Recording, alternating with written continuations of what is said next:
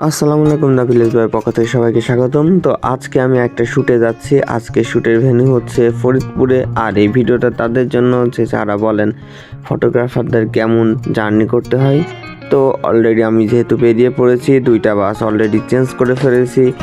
দেন হচ্ছে আমি ওয়েট করতেছি আমার সঙ্গে যে ফটোগ্রাফার আছে। আমি যেহেতু নিজে সিনেমাটোগ্রাফার, এই জন্য ফটোগ্রাফার জন্য ওয়েট করতেছি। দেন আবার বাসে উঠলাম।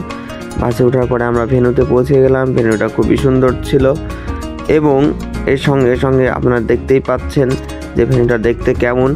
এবং আমি যেহেতু এটা সনাতনী ওয়েডিংয়ে আসছি, এই জন্য এই জিনিসটা দেখতে বেশি সুন্দর হয়েছে। যদিও এটা গ্রামের বিয়ে, দেখতেই পাচ্ছেন, আর গ্রামীণ কন্টেন্টগুলোই বেশি পাবেন দা ভিলেজ বয়ের পক্ষে, এটাই স্বাভাবিক।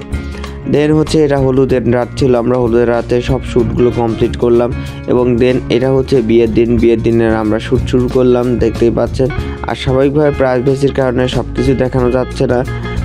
এই সব ধরনের শ্যুট আমি কমপ্লিট করে ফেললাম এবং আমার রাত আস্তে আস্তে রাত 2টা বেজে গেল। কালকে যেহেতু এক্সাম, তাই বাসায় চলে আসলাম।